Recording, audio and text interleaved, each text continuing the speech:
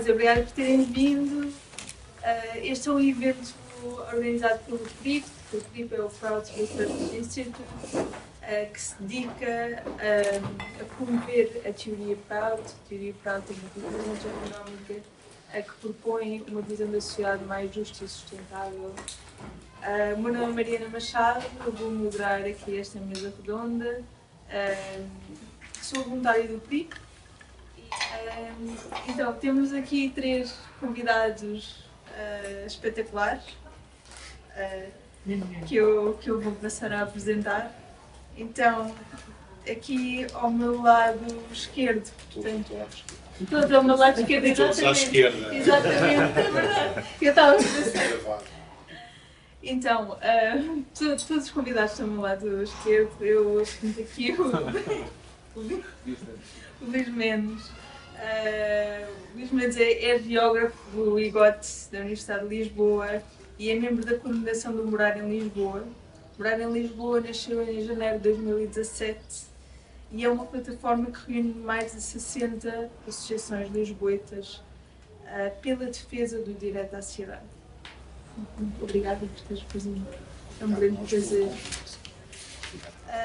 Depois temos aqui o Francisco Diniz. Francisco Diniz é do PRIP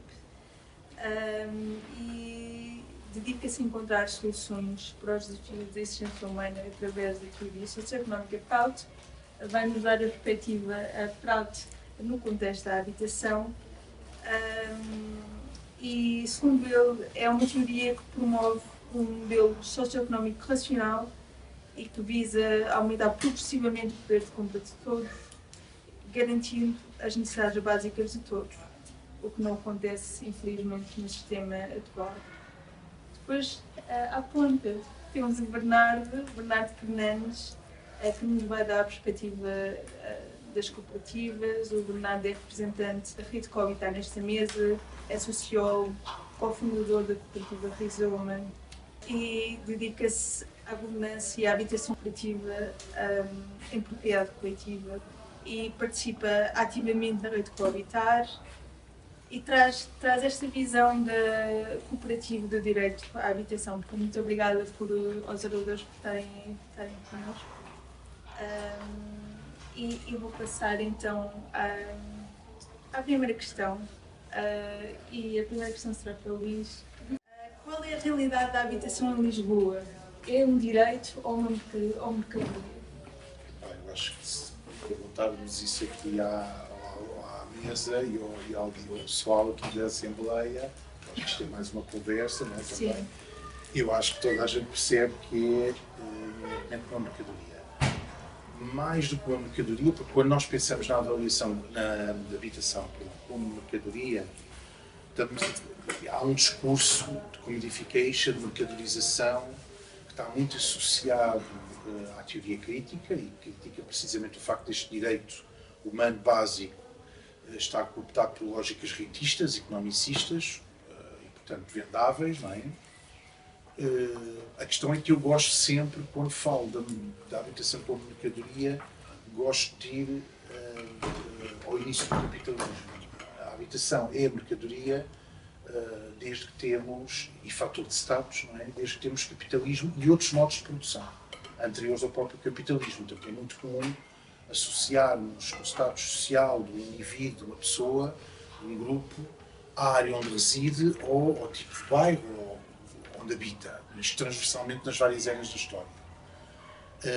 Em Lisboa, nitidamente, eu não vejo as coisas de uma forma estanque, portanto eu acho que há aqui uma correlação de forças, por um lado, movimentos, forças progressistas, população, comunidades que procura também partes importantes da democracia representativa que procuram puxar a habitação para o campo dos direitos e garantir que as pessoas têm acesso a esse direito constitucional de uma forma universal, de uma forma incondicional, de uma forma inalienável.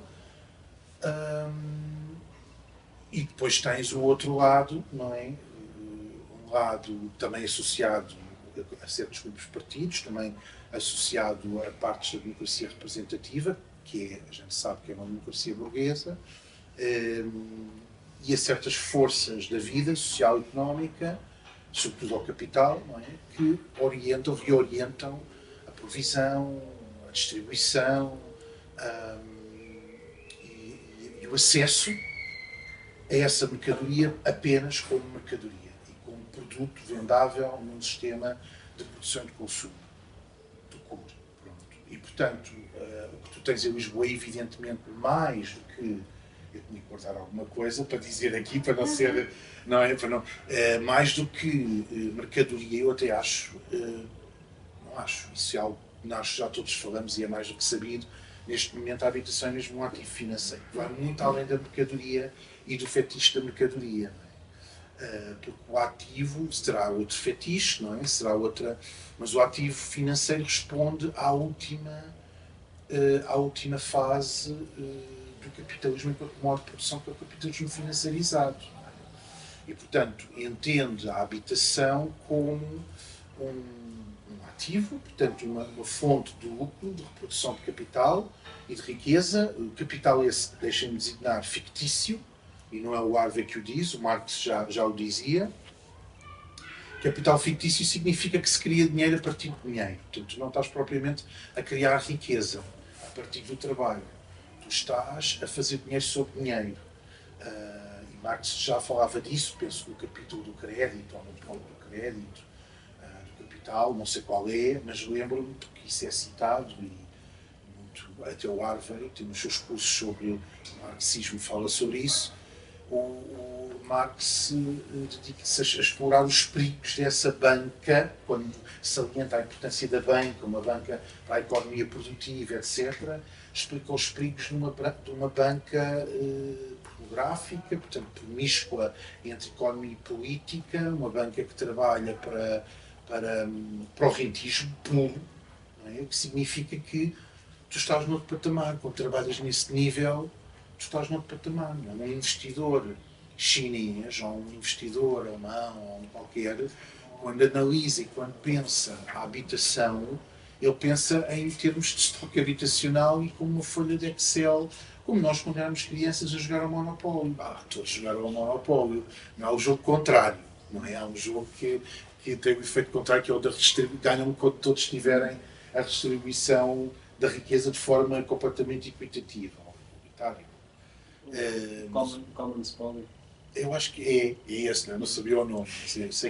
Mas o que é que acontece? Quando nós jogamos ao Monopólio, nós trocamos as casas verdes pelo hotel e para nós é plástico, é apenas um objeto. Portanto, e essa visão mercadológica e financiarizada da habitação, que está muito presente em Lisboa, e eu termino a minha intervenção inicial com isso, o que vou dizer, ela responde precisamente a essa visão utilitarista, instrumental da habitação, que não responde a uma necessidade coletiva e individual de um direito que tem que ser satisfeito, no sentido do bem-estar, da qualidade de vida, não é? do progresso, mas que satisfaz única e exclusivamente para responder a esses interesses e essas condições do capital. Fatores que tornam, fatores muito rapidamente que tornam a habitação, e isso é sabido, a habitação em Lisboa uma mercadoria e um ativo financeiro.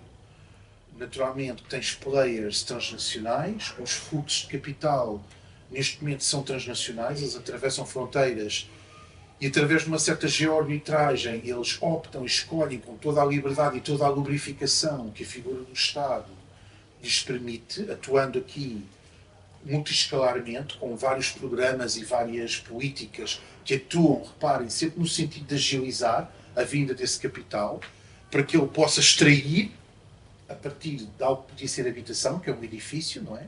Podia contribuir para a função residencial, mas o que é que ele faz? Ele deixa esse edifício sem vida, portanto, ele estanca o edifício, como é que se chama? Entaipa, não é? O edifício, isola, porque não põe em risco vidas, não no sentido da vida humana, mas no sentido de prejudicar os seguros, porque se morre alguém dentro do Ceará, o problema não estão preocupados com a vida das pessoas que estavam no Ceará. Não é? O fundo fecha o Ceará porque a gente sabe o que é que eles querem fazer com aquilo e não queriam que a apropriação continuasse a fazer-se. Não é? Porque quanto mais apropriação, mais tu tens raízes, mais Mas há aqui é meramente instrumental, é fechar o edifício para não permitir que ele seja ocupado, porque se lá morrer alguém dentro ou acontecer qualquer coisa, a responsabilidade é sempre do proprietário. Portanto, não sei se assim será, doutora, mas eu acho que esta é a visão securitária. Portanto, não gastar dinheiro com seguros, uma vida humana ainda vale alguma coisa. Não é? Não era um imóvel também. Não era um imóvel que valoriza ter a pessoa. Ok. Exatamente. Sim, na narrativa do imobiliário, exatamente. Na subjetividade completamente. É mais difícil despejar, é mais difícil bloqueia o processo, o circuito de capital. Pá, tens a entrada dos fundos de investimento imobiliário, tiveram isenções fiscais brutais. Para mim, esta viragem da habitação, mercadoria e ativo financeiro começa com a criação das sociedades de habitação urbana em 2004. Essa é a minha tese. Há eu chamo da viragem neoliberal na política urbana. Tu tens a reputação urbana eu sei que custa a crer, pessoal, mas até o início do século XXI, uma reputação urbana de alguma forma preocupada com as gentes dos bairros. Por isso é que não funcionou, porque não tinha investimento, não mobilizava orçamento, e tu tinhas pequenos programas de reabilitação urbana que garantiam que as pessoas ficavam. Às vezes até quando tinham que ser desalojadas para se fazer a reabilitação profunda dos edifícios, havia todo um cuidado, isso está nas atas das Assembleias Municipais e daquela, havia todo um cuidado em realojar as pessoas perto do bairro, mas depois voltavam. Algumas não voltaram, mas muitas voltavam. Portanto, havia um cuidado social e comunitário de fixar as pessoas no bairro, genuinamente, e era o Estado que dominava o Estado que era municipal, que dominava, tipo Sampaio, sobretudo, e mais para trás, dominava esse paradigma, um paradigma mais apropriativo, mais comunitário. Com a criação do Estado de habitação urbana, partindo daquela narrativa de que o Estado sozinho não tem capital para investir na habitação urbana, começas a abrir a habitação ao mercado, literalmente, começas a cativar o setor privado e o capital privado para ajudar na habitação urbana, começas a colocar muitos fogos no mercado da habitação, o que abre, escancara completamente o setor para os fundos, para o investimento, para a sociedade de habitação urbana, e naturalmente o pêndulo vai gravitar agora em torno do economicismo.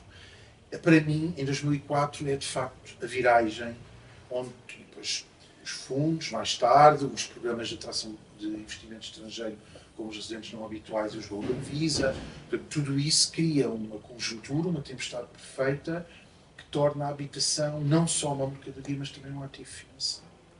Portanto, eu acho que há aqui uma conjuntura. O que eu queria aqui deixar claro é que o Estado capitalista, neoliberal, ele é muito claramente, ele agiliza este processo. A palavra mesmo, ele lubrifica a máquina.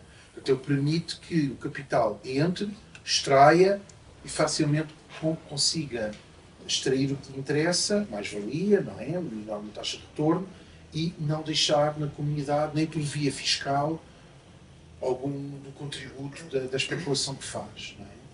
Pronto, depois tens todos os fenómenos, a gentrificação, os despejos, a própria mudança na lei do arrendamento, que não é, a neoliberalização não começa em 2012, com a Lei Caristas, começa em 85, precisamente, já com o Cavaco.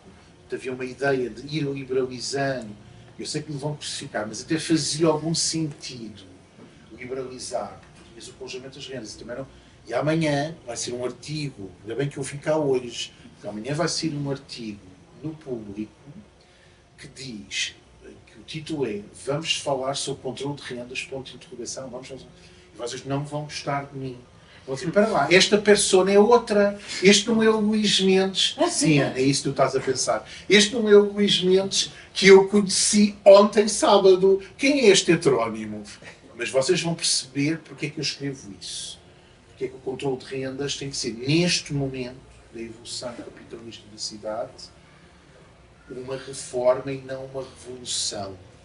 Portanto, tem que ser uma coisa, eu sei onde estou, as paredes vão tremer, não é?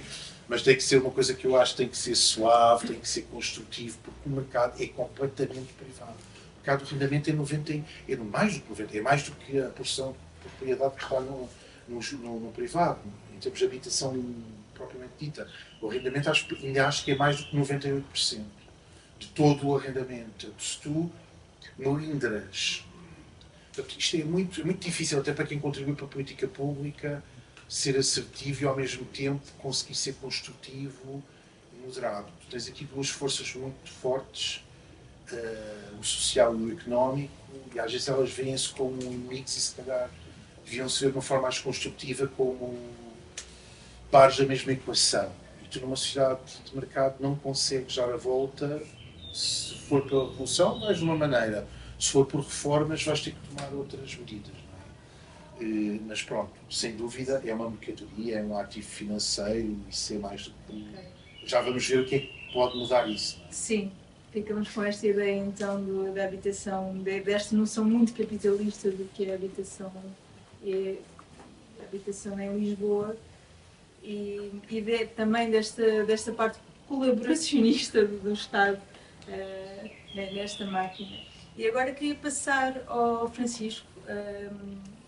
Prout é uma teoria socioeconómica alternativa ao capitalismo. O Luís esteve aqui a falar na visão muito capitalista da habitação e o que eu gostaria de saber é como é que Prout encara a questão da habitação, do acesso à habitação, se é como um direito fundamental ou se é como um bem de mercado.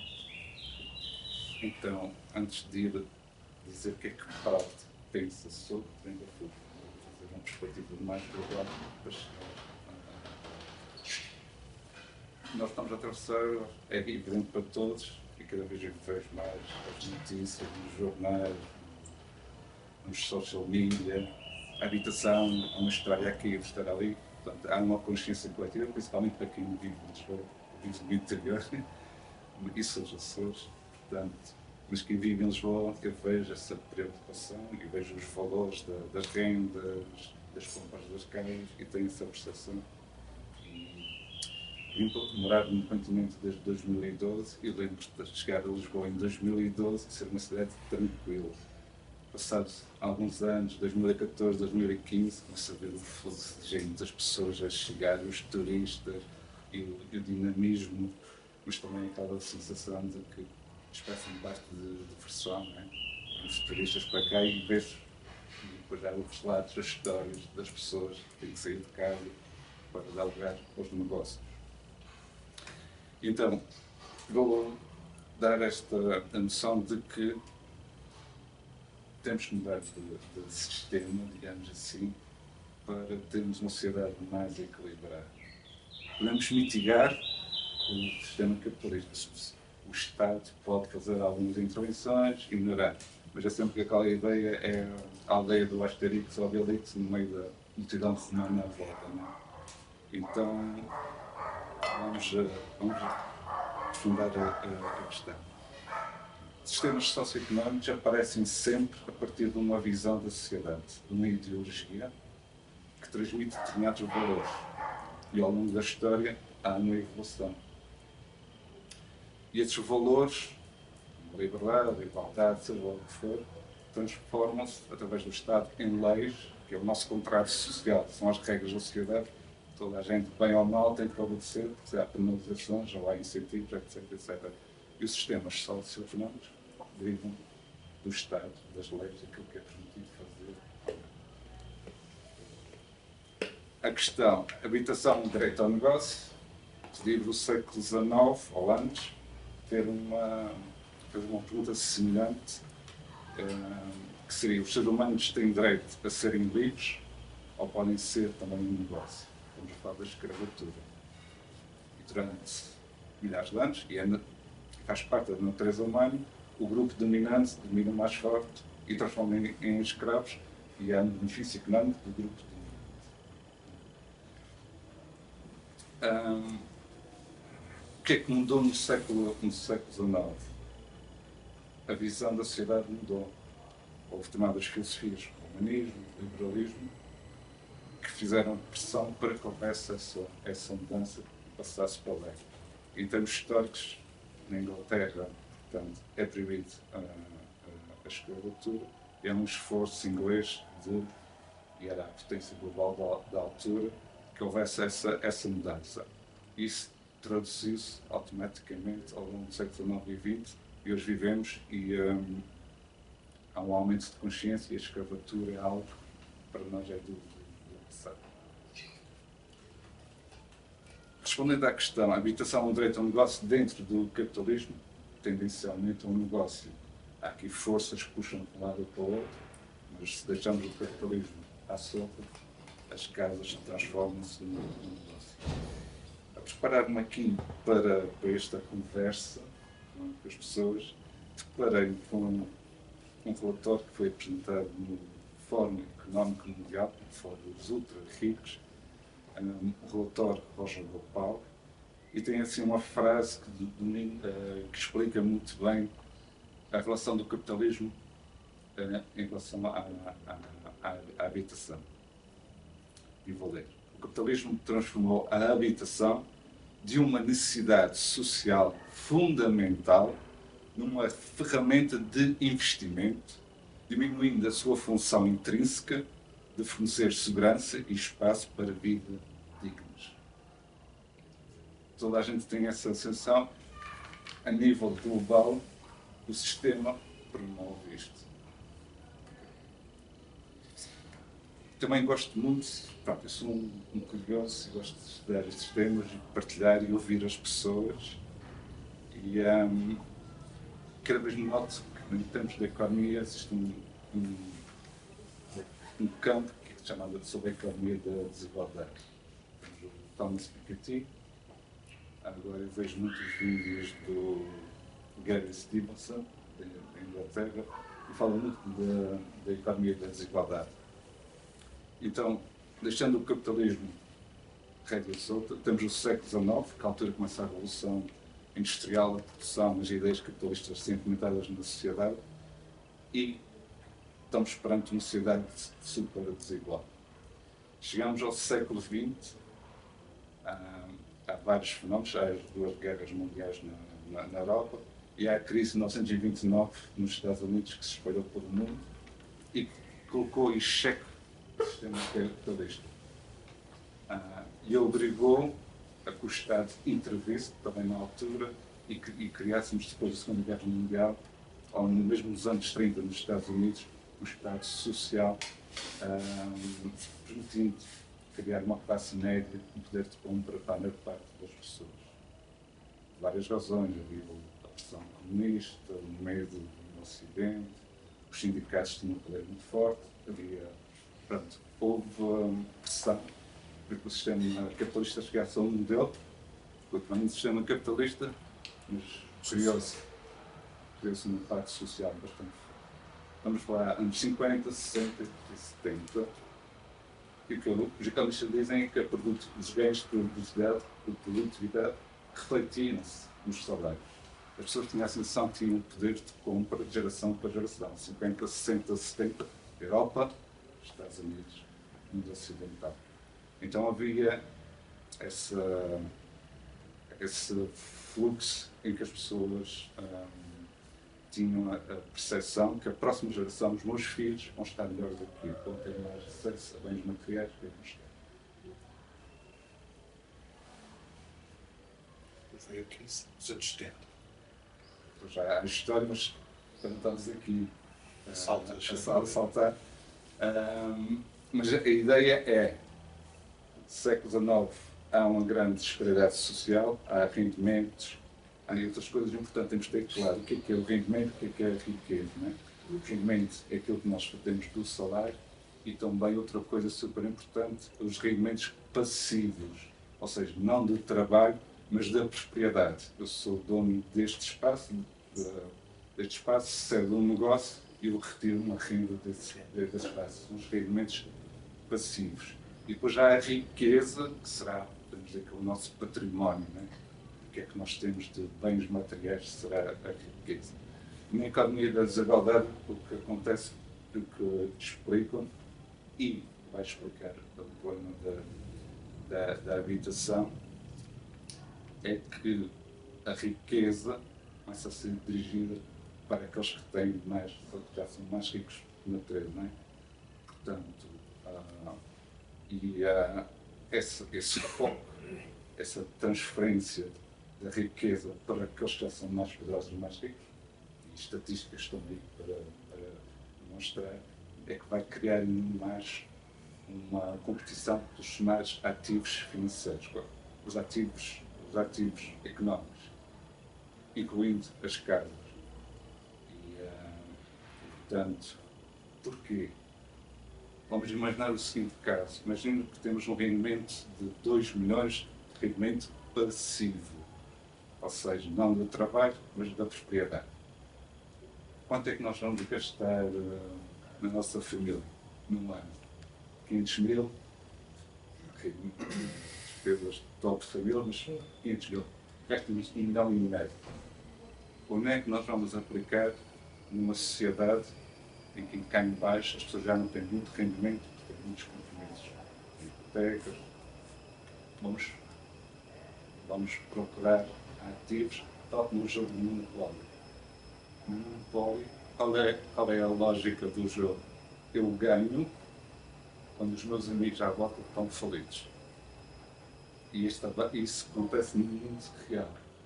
Quero consumir, quero ter mais ativos, quero ter mais rendimento passivo, mas só que temos um problema. É que o mundo material é finito, o nosso planeta é finito, as riquezas são finitas materiais, as casas, as fábricas são finitos. Portanto, se eu tenho mais, alguém vai ter menos. Ou seja, é aqui um desequilíbrio, por isso chama-se economia da desigualdade. Nós estamos em Portugal, o que é que aconteceu? Temos a crise de 2008 e 2012 e, portanto, o Estado resolveu atrair capital para Portugal porque havia falta de dinheiro, o Estado estava endividado, etc, etc.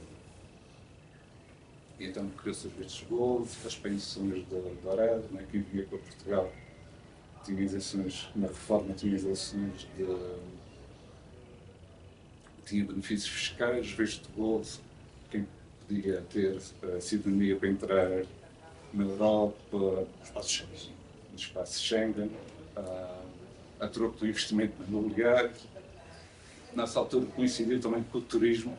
Portugal, Lisboa tornou-se a moda e então os alojamentos locais ficou mais interessante para um proprietário alugar portanto, os aluguéis de curta duração do que os rendimentos que vinham de trás. Portanto, houve aqui uma mudança muito grande em Lisboa. A informação que eu tenho, não sei se está correta ou não, mas a partir de 2015 a 2016, os fundos imobiliários começam a ver que é um negócio. Portugal é o país do futuro. Passa aqui a haver estratégias de posicionar, vamos comprar aqui grandes prédios, porque isto vai aumentar, o turismo está a aumentar, portanto, com perspectiva de negócio. Mas cria-se, então, e o grande problema, temos um desequilíbrio económico. Há sectores que ganham, mas já uma grande parte também da população, classe média, já não pode ter acesso a viver junto aos centros e para a periferia. Então temos aqui uma questão de desigualdade. E há setores que ganham, então, o turismo, imobiliário, os proprietários, o Estado também ganha, passa a cobrar também mais impostos, etc, etc. E temos pessoas que perdem muito. Agora, a habitação, o negócio em Prado, resposta, é um direito. Mas os direitos não podem ser, está escrito no papel. Então, na Constituição, temos o direito à casa. Fantástico. Ok, onde é que eu vou reclamar o meu direito? Ao Tribunal Constitucional, olha, está aqui escrito, tenho direito a uma casa. E depois, temos que saber como é que as pessoas podem concretizar esse direito na prática. Então, pronto, é um sistema socioeconómico assente numa filosofia neohumanista e tem determinadas características que tentam evitar essa desigualdade social e económica entre as pessoas. Não com o comunismo, em que temos uma igualdade absoluta, não. Tem que haver diferentes. Há pessoas que têm trabalhos com responsabilidade, mérito, esforço, têm que ser recompensadas, mas o gap que nós assistimos hoje nesse sistema ideal não seria possível. E a habitação parece que em prol defende-se que as pessoas têm têm que ter na sua atividade económica, no seu emprego, no seu trabalho, têm que ter um poder de compra suficiente para 5 requisitos mínimos: vestuário, alimentação, saúde, educação e habitação. Sem isto não é possível ter uma vida digna. E porquê que na filosofia de Peralta isto é importante? Porque há um componente espiritual. Porque o acesso ao mundo material, ao conforto da vida, à possibilidade de ter uma vida digna, permite a nós termos tempo para nós, para a nossa família, para os nossos conhecidos. Permite a nós desenvolver o nosso mundo mental, a curiosidade de aprender novas coisas, a nossa capacidade de artística, de expressão, de criatividade para resolver problemas. Quem está com fome ou quem está com desesperança na parte da habitação, vai estar focado naquilo. Aquele é o seu mundo, que é a sobrevivência para o outro dia. Quem está a contar dinheiro até ao final do mês, está a focar nisso. Portanto, as pessoas também têm que ter essa liberdade para explorar outras dimensões da nossa vida, da nossa realidade, da nossa existência.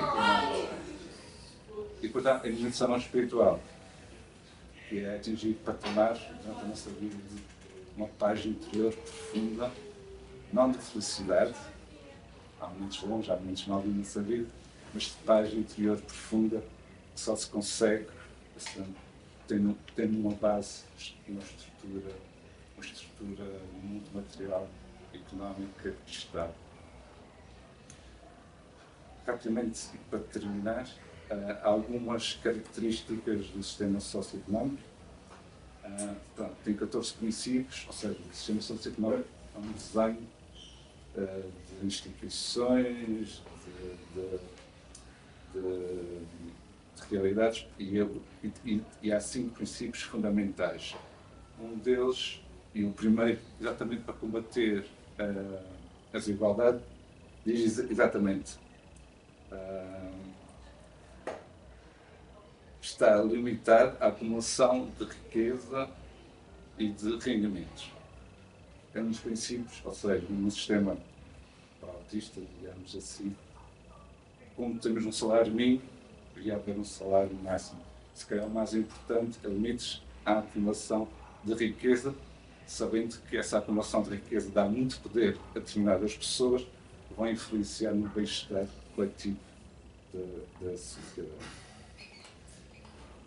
Não, portanto, e outro ponto importante, também a economia tem que crescer segundo determinados padrões.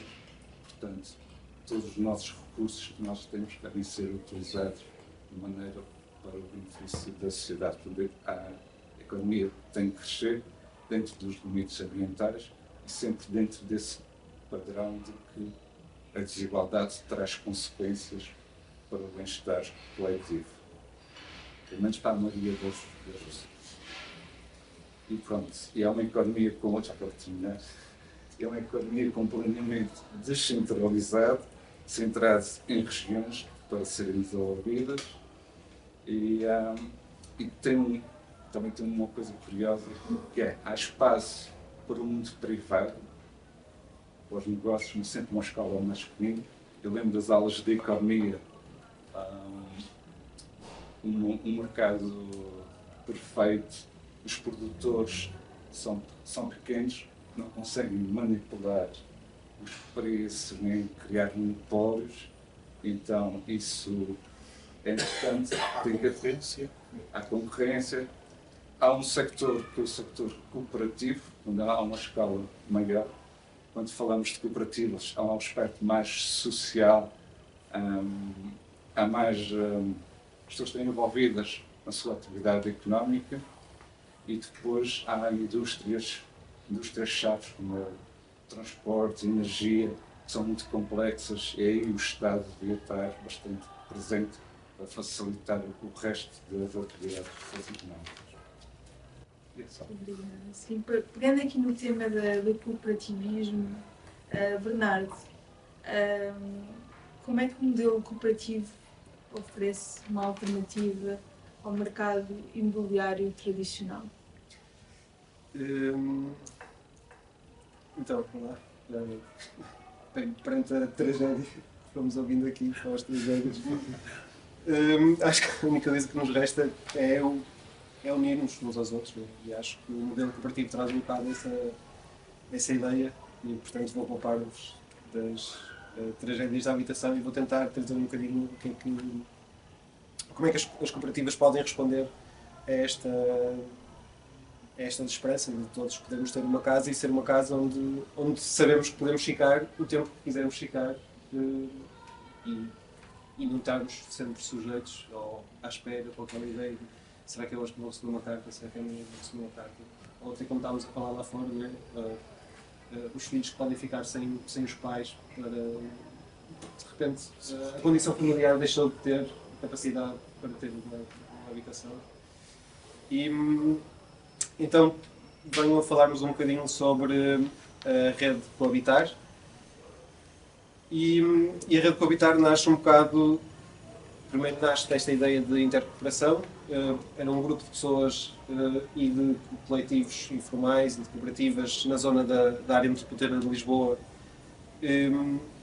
que agora também muito recentemente começaram, uns mais virados para a área da habitação, outros, como era nós no caso da Rizoma, estávamos mais ligados ao consumo, mas também com o olho na habitação, porque a nossa cooperativa Rizoma permite que nos dediquemos à habitação. E depois nasce outra vertente também, e esta parte também é muito importante, nasce de uma ideia de intergeracionalidade. Então, havia pessoas muito jovens, como eu, neste campo, mas também havia sentia-se muita rebeldia de pessoas que viveram outros tempos, pessoas com mais alguma idade e que queriam voltar a trazer o movimento cooperativo para se possível, de volta para a história de Portugal. E então, um dos primeiros objetivos da rede Coabitar, ainda uma organização informal, era principalmente colocar o cooperativismo de volta no debate público, principalmente o relacionado com a habitação, marcarmos a agenda, fazermos pressão política e começámos principalmente por isso, por criar um evento que era Novas Formas de Viver, que foi o primeiro no ISCTE e que teve bastante visibilidade. Temos mais de 100 pessoas o dia todo, isso pessoalmente eu achava que íamos ter tipo 20, e então foi bom ver que havia do público necessidade de voltar a trazer este tema para o debate, e acho que isso também nos deu motivação para continuarmos. Entretanto já fizemos mais 3 eventos e pronto, e depois também havia uma parte importante que estava a acontecer, que era a Câmara Municipal de Lisboa estava a querer lançar projetos cooperativos, e nós tínhamos uma palavra a dizer sobre como é que esses projetos estavam a ser lançados, muito na estrutura conceptual dos projetos, e também através do Mais Habitação, que foi o programa lançado pelo governo passado. Sim, isso pode dizer passado. E o Mais Habitação tinha uma parte importante de financiamento para as cooperativas. Então era um bocadinho também aproveitar esta boleia, que as cooperativas estavam a entrar outra vez no debate, e especificamente fazer uma coisa que não tem sido a prática dos últimos anos das cooperativas de habitação. Em Portugal temos mais ou menos 200 mil casas em cooperativas. Mas o que tem acontecido é que essas casas são todas de propriedade individual, portanto a cooperativa gera o edifício, mas as pessoas são donas da sua própria habitação. E nós queríamos, precisamente por causa do que o Luís estava aqui a dizer, nós não queríamos que a habitação fosse de uma pessoa individualmente, precisamente pelo perigo de poder rapidamente voltar para o mercado e poder entrar num circuito especulativo e assim perdermos outra vez o controle sobre os preços que podemos pagar pelas casas. Então esta é a ideia da propriedade coletiva, portanto a propriedade fica sempre na cooperativa e depois as pessoas têm a possibilidade de, através da cedência de uso, que é um termo que não existe aqui, mas é esta a ideia, através do inclinado, poderem adiantar uma parte do valor da casa e poderem pagar o resto como se fosse um arrendamento. E a rede também nasce de uma parte importante. Nós temos uma federação de cooperativas de habitação, que é a FENAS. E a FENAS tem cerca de 31 cooperativas e todas estão direcionadas para este modelo da propriedade individual, em que cada um vai ao banco, endivida-se e compra a sua casa. Então faltava o outro lado da propriedade coletiva. E pronto, então na rede nós agora temos uma organização, já somos, isto é importante dizer, a rede é uma associação, não é uma cooperativa, e tem só uma razão muito específica, que as associações não têm que ter contabilidade organizada, pois não têm que pagar ao fim do mês um contabilista, e as cooperativas têm, e isso para nós agora no início era o entrave. No futuro espero que possamos evoluir para uma federação de cooperativas. E uma das coisas que também nos tem guiado sempre é que nós não queremos construir para entregar às pessoas. Nós não queremos construir casas simplesmente para entregar. Porque há uma parte importante da habitação que também tem a ver com a inclusão e com a inclusão dos outros. E isso faz com que a habitação se construa ou se crie coletivamente e não de forma individual, porque depois há toda uma parte comunitária que é preciso também gerir.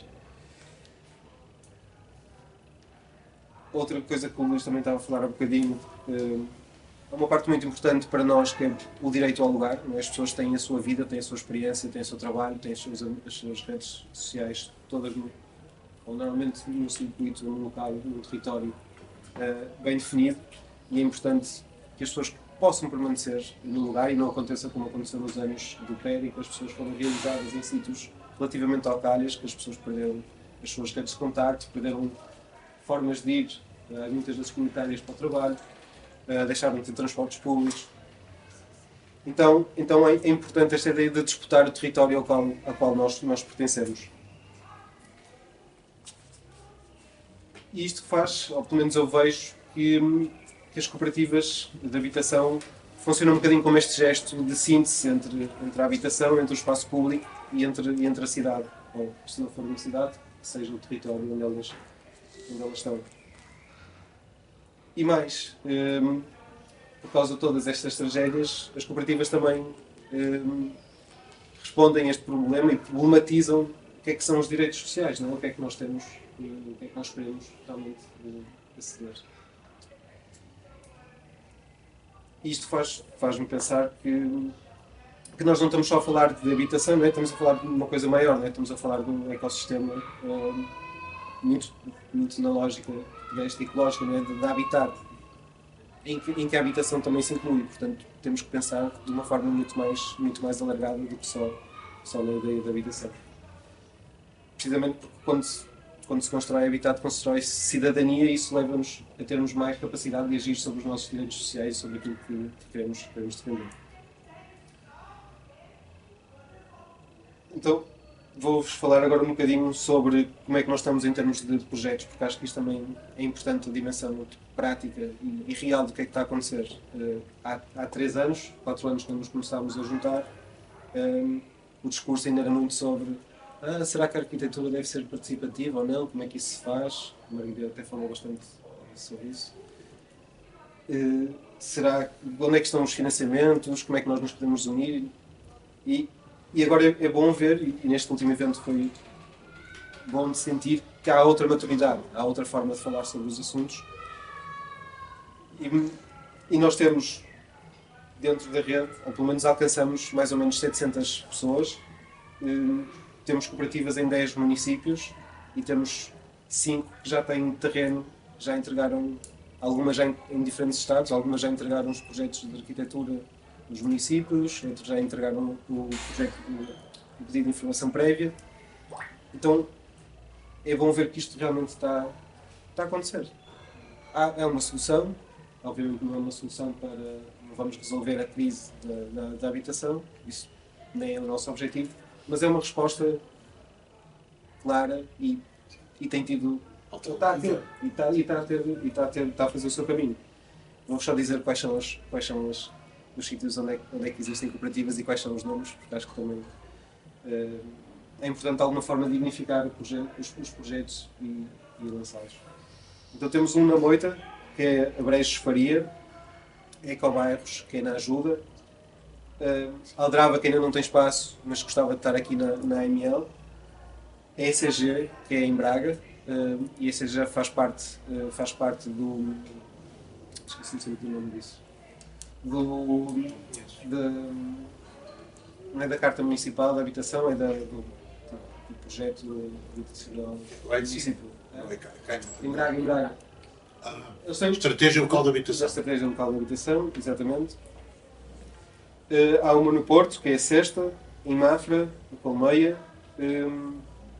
Aqui à volta temos a Cupa Arroz e a Rizoma, a Minga, em Montemor Novo, a Cooperativa das Formas, em Palmela, a Aurora Desperta, na Figueira da Foz, a Habita Regeme, em Alenquer e a Casa no Montijo. Que Barreiro? Os Brejos? É na Moita, Brejos Faria na Moita. Mas pronto, destas, quem já tem terreno e já está num processo avançado é na Moita, precisamente, a Brejos Faria, é a Casa do Montijo, é a Cooperativa das Formas e a Colmeia 62 e a ECG em Braga. Está muito avançado, então. Sim, Só falta o investimento ser liberto. exatamente. Só falta receber os fundos do IVA. E porquê é que esta parte é importante? Destas cooperativas todas que já estão com um processo relativamente avançado, nota-se que a idade, o fator geracional, é um fator decisivo, porque é quem tem mais capital para poder, logo à partida, investir no terreno, poder fazer e financiar-se à banca. Então, porque algumas destas cooperativas são com pessoas, umas são mistas, mas algumas são também com pessoas a partir dos 40, 50, 60 anos. Então têm este poder de começar a avançar. E há uma responsabilidade muito grande nisto, porque os primeiros projetos vão ser aqueles que vão se tornar mais visíveis e têm uma responsabilidade crescida de ser eles a ser o piloto que vai dizer: será que este modelo funciona? Ou será que vamos voltar a isto outra vez? Não é? Então há aqui uma responsabilidade grande da rede e de acompanhamento destes projetos para que eles tenham sucesso no futuro. E falo depois, mas só vou ler a nossa frase que está no objeto dos estatutos da associação, porque acho que ainda não me disse uma frase sobre a rede. Então a Associação da Rede Coabitar tem como objetivo promover modelos cooperativos de habitação em propriedade coletiva como resposta na produção de habitação acessível e não especulativa. Esta é a nossa missão. E vamos Conseguir. Nessa questão é muito interessante ver o papel que podemos ter comunitário, enquanto comunidade em geral, e as soluções que podemos encontrar como alternativa a este modelo tradicional que temos. O que me leva aqui a uma questão para o Luís: qual é o papel da comunidade no acesso à habitação? E pegando ali na questão da especulação que o Bernardo referiu, como é que nós podemos evitar a especulação imobiliária, não esquecendo da função social da habitação? Bem, deixa-me dizer-te que o MEL não é propriamente estatista. O MEL morar em Lisboa, o tal movimento que há pouco apresentaste, que venho aqui representar, é uma plataforma. Agora tem muito menos associações. Nós na coordenação já só somos 12 ou 13, mas tínhamos um leque maior, pessoas que assassinaram na carta aberta. Nós tínhamos sempre uma visão de... Nós não somos um movimento, quer dizer, somos um movimento, mas trabalhamos, perdão, mais como um lobby ou como um grupo de pressão. Acabámos por nos afigurar como isso. nós nunca fomos propriamente muito horizontais, mas nunca fomos propriamente também muito participativos. Não estamos a chamar as pessoas para virem trabalhar connosco, porque na verdade somos uma plataforma de associações. As pessoas entram nas associações e depois, se quiserem, vêm trabalhar para o MEL através da coordenação.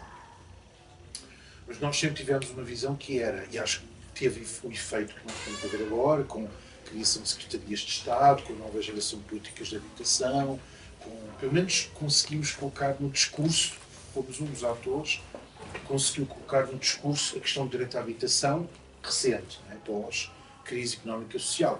O direito à habitação tem lutas há muitas décadas e muitos séculos. Mas, recentemente, nestes últimos 10 anos, digamos assim, pós-crise, de facto fomos um dos movimentos, tal como a Habita, o Stop Despejos, entre outros movimentos, colocámos essa questão em cima da mesa. Como? E já vou à questão. Vou perceber porquê. Tentando garantir alguma ligação, alguma interação entre aquilo que é a democracia participativa e a democracia representativa. Ou seja, tentarmos organizar esforços, debates, articulação, no sentido de conseguir que estes dois mundos, que estão até constitucionalmente previstos, se articulem mais. E aí tem a ver com a comunidade. Ou seja, a comunidade pode contribuir, eu acho que o MEL, mas também a Habita, o Stop Despejos, volto a dizer, e outras associações, mostram que quando as pessoas se organizam, quando há uma ação coletiva organizada, relativamente unitária, ela consegue contribuir para pressionar, mesmo em situação de democracia burguesa, conseguir pressionar o Estado e a governança a ouvir a população. Portanto, a comunidade primeiro tem que se organizar. Há descontentamento, é daí que nascem movimentos sociais.